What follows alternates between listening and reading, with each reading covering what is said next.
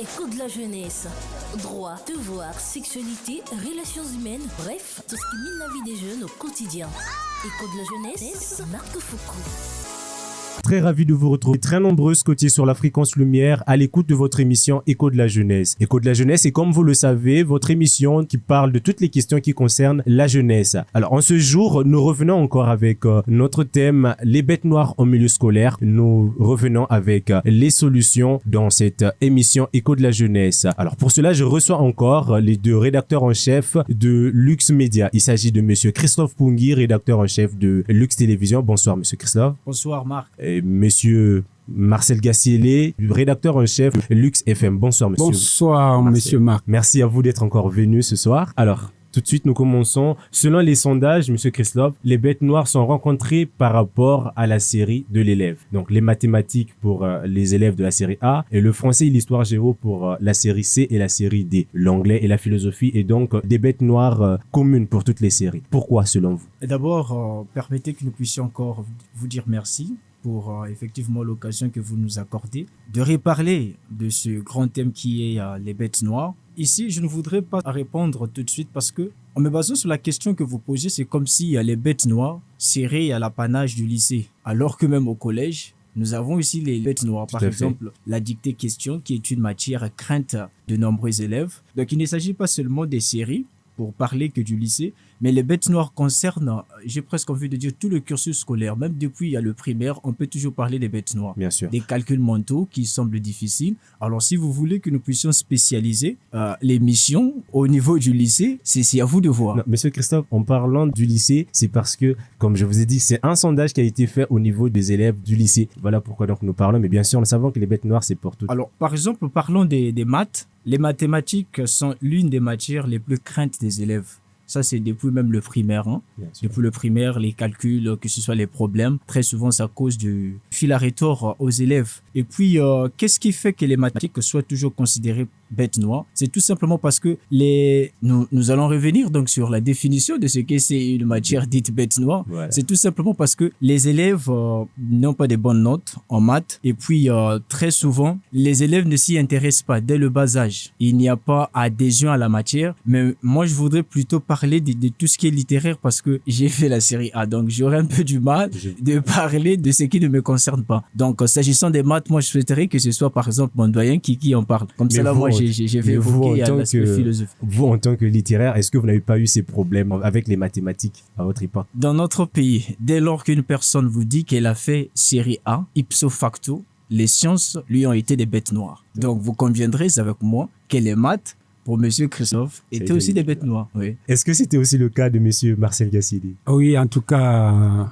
merci pour la question. Ce que monsieur Christophe a dit est correct. On a tendance à se spécialiser un peu et donc c'est la spécialité qui vous pousse à être performant d'un côté et alors avoir des défaillances de l'autre côté. Mais il y a des gens qui ont eu la chance de s'adapter. Il est bon partout, mais c'est une catégorie rare. Et c'est rare, non? C'est oui, vraiment rare. Moi, j'ai fait des mathématiques, j'ai le bac scientifique et donc pour moi, les maths n'ont jamais été une bête noire. Mais je me souviens d'avoir eu 2 sur 20 en physique en classe de seconde. C'est ce qui a toujours caractérisé mon cursus. Je me suis dit, qu'est-ce qui se passe avec la physique en seconde? C'était très difficile. Et alors, je me suis adapté, je me suis mis au travail, cherchant les livres et j'ai remonté la pente. Donc, ce que M. Christophe dit est fondé, mais il y a des gens qui, selon les encadreurs, s'en sortent un peu partout. Donc, M. Marcel Gassiélé n'a jamais eu de bête noire à l'école? Bon, vraiment pas à proprement parler, parce que j'ai fait sciences, mais je m'exprime correctement dans la langue de Molière. Tout à fait. Vous voyez? C'est remarqué. Je n'ai jamais été en série A, mais je me suis adapté et voilà. Je parle correctement français. Peut-être pas trop bien, mais au moins j'essaie d'éviter le maximum de fautes en langue française. C'est donc cette question d'adaptation que, par exemple, nous autres qui avons fait la série A, devait plutôt embrasser pour effectivement ne plus connaître des matières scientifiques comme étant bêtes noires. Mais c'est un peu difficile que de voir un littéraire vraiment s'adapter avec les sciences.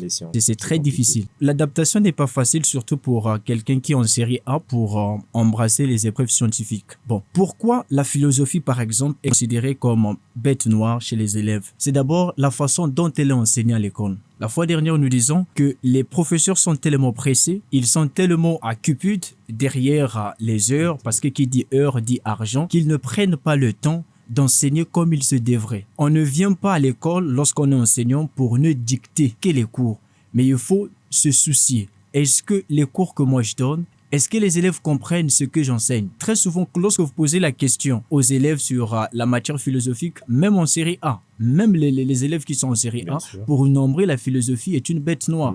Et puis, en dehors de ça, puisque ici, il faut dire que les responsabilités sont partagées. Nous n'allons pas seulement cogner sur les enseignants, mais les élèves sont eux-mêmes aussi les fautifs. La lecture. Il y a un penseur africain qui a dit, si vous voulez cacher quelque chose d'un Africain, mettez-le dans un livre. Les Africains n'aiment pas la lecture. Moi encore, les Congolais. C'est difficile de voir un élève, fut-il en série A, aimer la lecture. Or, la lecture, comme disait Victor Hugo, c'est comme mettre de l'argent en banque. Lorsqu'une personne a l'habitude de lire, même quand le sujet peut apparaître difficile au départ, mais puisqu'il a l'habitude de lire, il va développer les acquis qu'il faut, qui lui permettront effectivement de s'en sortir. Donc c'est la carence de la lecture. Justement, M. Christophe, est-ce que vous ne pensez pas que, puisque avec la philosophie surtout, c'est une matière où on donne la possibilité, c'est-à-dire c'est l'élève qui a la parole, mais bien sûr en se basant sur des auteurs. Est-ce que vous ne pensez pas que c'est ça aussi qui fait que cela devienne bête noire, puisque les élèves n'ont peut-être pas la capacité de penser par rapport à eux-mêmes? Est-ce que ce n'est pas ça le problème? Non, penser par rapport à eux-mêmes, ce serait peut-être mal placé de dire ainsi. Parce que tous ici, nous ne faisons que le cliché de ce que nous avons déjà trouvé. Tout ce que nous utilisons, même les mots que nous employons, c'est parce que j'ai d'abord entendu M. Gatselé prononcer X mots. Voilà pourquoi moi aussi, par emprunt, je peux dire, nous venons trouver les choses telles qu'elles sont. Donc, ce n'est pas pour dire que parce que les élèves n'ont pas la chance peut-être de s'affirmer eux-mêmes, de parler, de penser, c'est ça qui ferait que la philosophie soit une matière dite bête noire. Non, ce n'est pas ça. J'ai vu une question là, comment remonter la pente? Ce qu'il faut, c'est d'abord d'aimer le cours. Parce que lorsqu'on n'aime pas le cours, automatiquement, ça devient une bête noire. Et puis, on doit aussi aimer l'enseignant. Oui, il y a une corrélation psychique entre l'enseignant et la matière. Dès lors que vous dites que ce professeur, moi je le hais, automatiquement, la discipline qu'il enseigne deviendra aussi une bête noire pour vous. Tout à fait. Alors, Monsieur Ngassili, vous avez parlé de la spécialisation. Est-ce que vous ne pensez pas que c'est un risque qu'un élève se spécialise sur certaines matières et pas sur d'autres? Ce qui fait que il y a des équilibres entre certaines matières. Vous ne voyez pas que c'est un risque pour l'élève? Oui, c'est un risque parce qu'il y a un objectif. La formation a un objectif. C'est pourquoi il n'y a jamais eu une seule matière. L'objectif d'une formation, c'est vous donner un paquet d'enseignements qui vous permettent d'avoir une base solide et d'émerger par la suite dans tout ce que vous voudrez choisir comme spécialité. Mais il y a d'abord un fondement. C'est cette fondation qui nous pousse, qui pousse les pédagogues à donner une formation générale. Vous avez plusieurs matières et c'est à l'enfant ou à l'étudiant de saisir que l'objectif, c'est de former le psychique de quelqu'un, la personnalité. C'est une personnalité qu'on forge. Et lorsqu'on arrive à un niveau supérieur, on peut à ce moment-là, sur la base de la fondation posée, se spécialiser parce qu'on a beaucoup d'outils pour se défendre. Vous voyez même les recrutements, lorsqu'on parle, par exemple, vous arrivez dans une entreprise, il faut un test. Et si vous avez été spécialisé depuis le fondement, vous n'aurez rien à dire parce que c'est une culture générale. Alors, c'est sur la base de la culture générale que quelqu'un se fonde pour aller plus loin. C'est une base solide. Voilà pourquoi il ne faut jamais mépriser une certaine matière, la trouver comme bête noire parce qu'il y a un objectif à l'intérieur de la formation, c'est de vous pousser d'avoir un fondement solide qui vous permettra plus tard de se spécialiser. Alors, on va directement enchaîner puisque M. Christophe a même déjà commencé à en parler. Comment faire pour remonter? Là, on parlait tout à l'heure d'aimer la matière et d'aimer le professeur. Alors, qu'est-ce que vous pouvez ajouter à ce sujet, M. Ngassili? Justement, j'ai commencé à le dire aussi. Tout à fait. Il s'agit d'aimer la matière. M. Christophe a dit quelque chose de très important. Vous savez, lorsque vous n'aimez pas votre épouse, vous allez commencer à l'accuser de tout. Effectivement. Or que si vous l'aimez, quand bien même elle arrive à faire une faute, mais vous allez fermer les yeux. Vous n'allez pas siffler la faute. Tout à fait. Parce que vous l'aimez au commencement. Mais il y a ceux des élèves qui n'aiment pas le professeur déjà. On ne sait pas parce qu'il s'habille mal, parce qu'on ne sait jamais. Il y a quelque chose qui lui pousse à haïr le professeur. Tout à fait. Il y en a qui disent tel enseignant m'ennuie. Et il y a même des petits noms qu'on donne aux enseignants. Parfois, nous ne connaissons pas, mais il y a des petits noms. Voilà ce type-là qui arrive. Vous voyez? Et dès que vous haïssez l'enseignant, ipto facto, vous avez haï sa matière. Vous n'aimerez jamais sa matière. Et donc, elle sera bête noire. Elle devient bête noire. Hein? C'est par voie de conséquence. Elle devient bête noire et vous ne pouvez pas vous en sortir. Parce que psychologiquement, vous vous êtes bloqué vous-même pour aller plus loin. On s'est bloqué. Or, il y a derrière une décision, une puissance. Exactement. Si vous décidez de vaincre chaque matière, il y a une puissance derrière et ça va vous booster d'aller de l'avant, Monsieur Marc. Remonter la pente peut aussi se faire en se mettant en groupe. Parce qu'à l'école, nous n'aurons jamais tous les mêmes capacités cognitives. Je vois en Marc quelqu'un qui a des potentialités, par exemple en philosophie, et que moi, j'en manquais. Je ne dois pas agir par orgueil. Non. Lorsqu'on veut connaître quelque chose, il faut mettre l'orgueil de côté. Il faut se rabaisser. Ce n'est pas parce que nous sommes dans une même classe que je ne peux pas demander de l'aide à mon condisciple. Or, c'est ce à quoi nous assistons dans les écoles. Parce que vous allez remarquer que dans chaque classe, il y aura toujours un élève qui va briller. C'est ce genre d'élève qu'il faut donc côtoyer, qu'il faut fréquenter. Or, très souvent, les élèves qui reconnaissent certaines matières comme étant bêtes noires fréquentent les mêmes élèves qui ont les mêmes problèmes que eux. Mais comment est-ce que vous allez remonter la pente? Oui. La bête noire est devenue collective. Effectivement. Or, il faut s'associer aux gens qui font bien. Il y a même un adage qui dit que les mauvaises mœurs corrompent effectivement les bonnes habitudes. Vous voyez bien que lorsque vous fréquentez quelqu'un qui fait bien, automatiquement, il va véhiculer ce désir de bien faire et puis vous allez vous en sortir. Donc, regroupez-vous. Faites des groupes de travail. Si vous pensez que X est bon en maths, vous le placez à la tête donc de votre groupe en ce qui concerne la matière de maths. La même chose sur toutes les matières. Si vous travaillez ainsi, je pense qu'au finish, vous aurez des bons résultats. Donc, mettez l'orgueil de côté. Quand l'autre fait bien, vous vous rapprochez de lui. Vous voyez, à la fin, lorsque j'aurai 10 sur 10 par exemple, ou bien 18 sur 20, si hier c'est mon ami qui m'aurait appris comment peut-être faire l'équation ou bien comment, mais le professeur ne verra jamais le nom de mon condisciple qui m'aurait aidé, c'est moi qui serai apprécié sur mon travail. Donc, mettez de l'orgueil de côté, travaillez en groupe, cherchez ceux qui font bien plus que vous et puis vous irez de l'avant. Monsieur Christophe, cet orgueil-là, on finit par l'abandonner quand on est vraiment au jour J de l'examen. Non, très souvent, le mal, c'est les élèves se décident tardivement. Bien.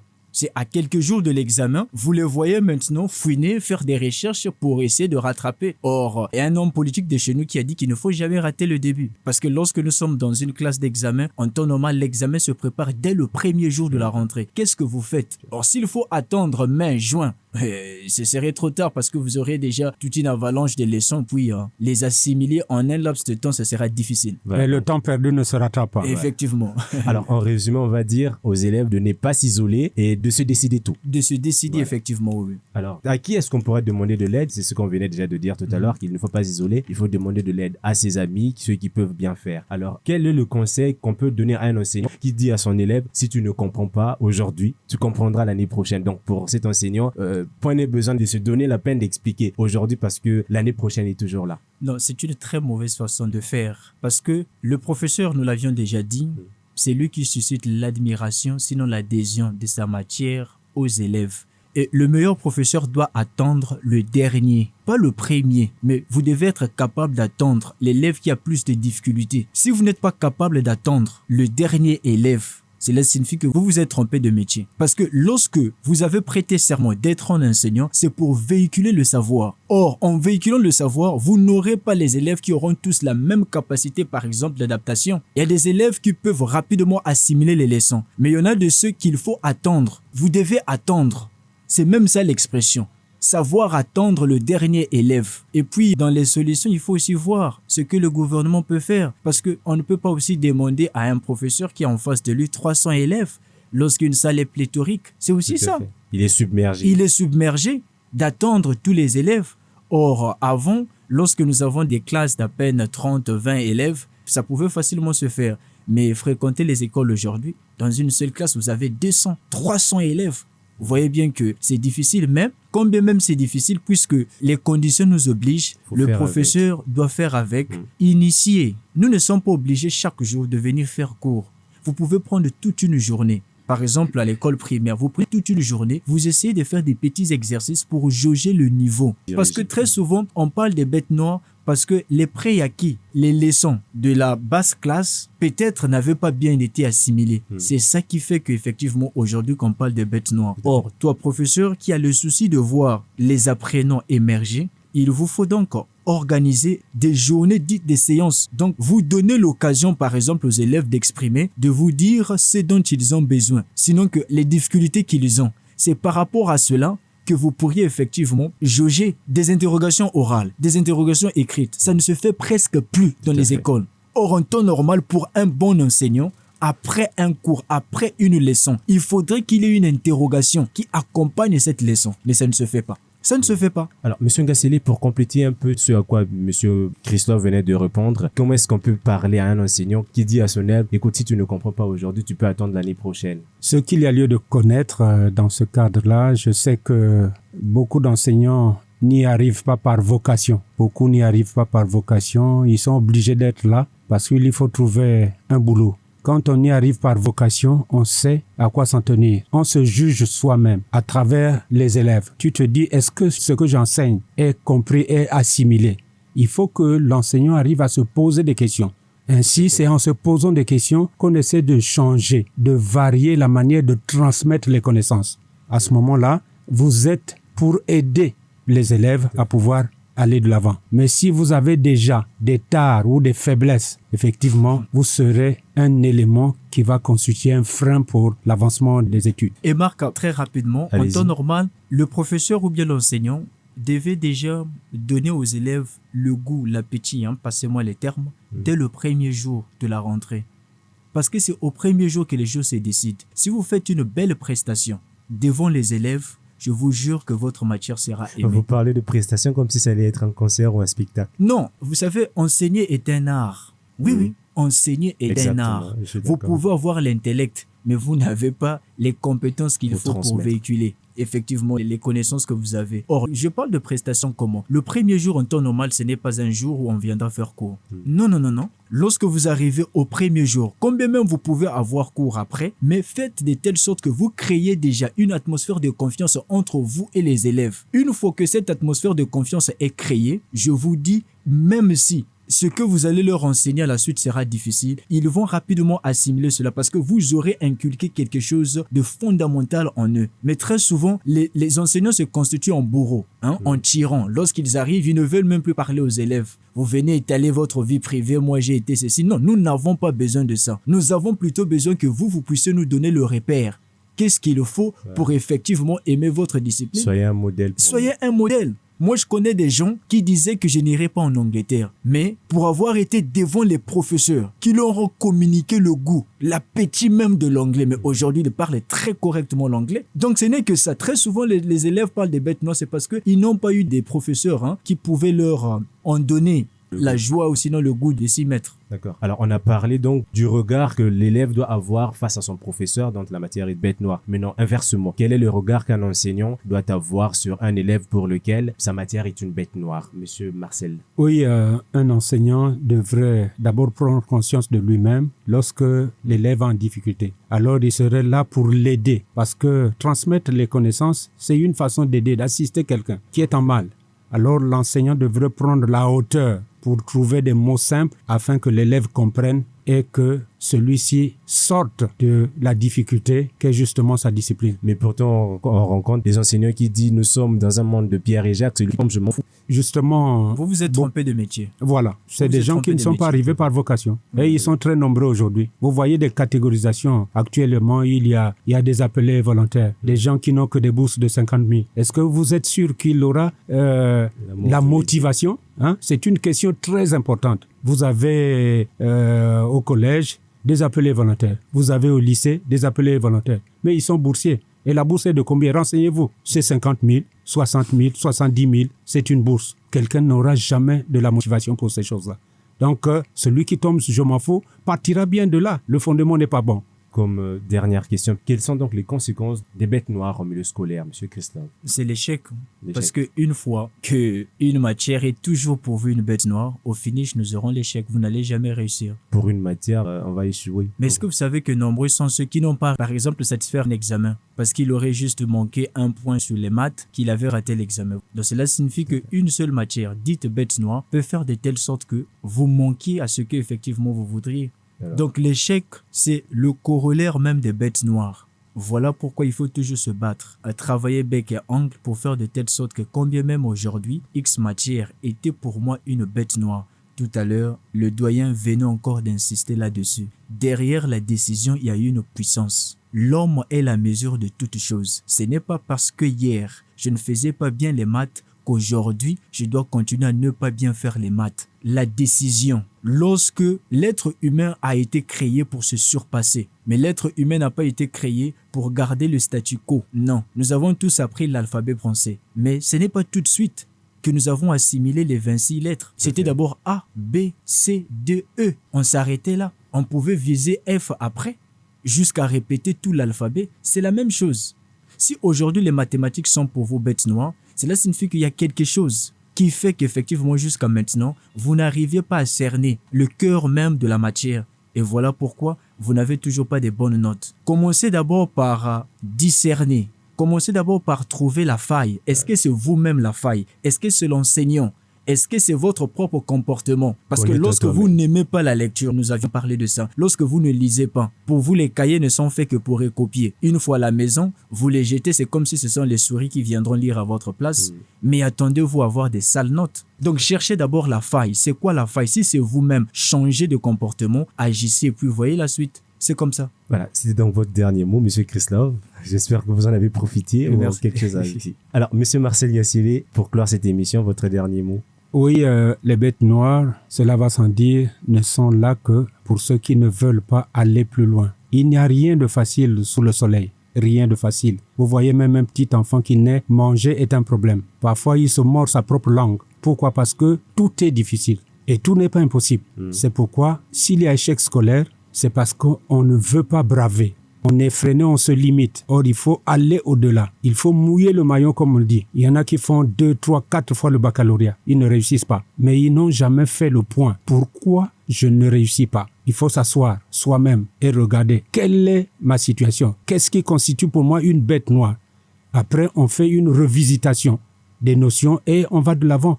On trouve toujours une solution en toutes circonstances. Et vous voyez, aujourd'hui, il y a des bébés noirs. Il y a des Américains. Mais ce sont des gens qui n'ont pas pu aller à l'école. Ceux qui se battent dans les lycées là, ils n'ont rien. Ils sont formés au rabais. Il n'y a rien à tête. Et qu'est-ce qu'ils font à l'école? La bourse même. Voilà. C'est créer des situations. Parce qu'ils n'ont pas de préoccupation, ils n'ont pas d'objectif.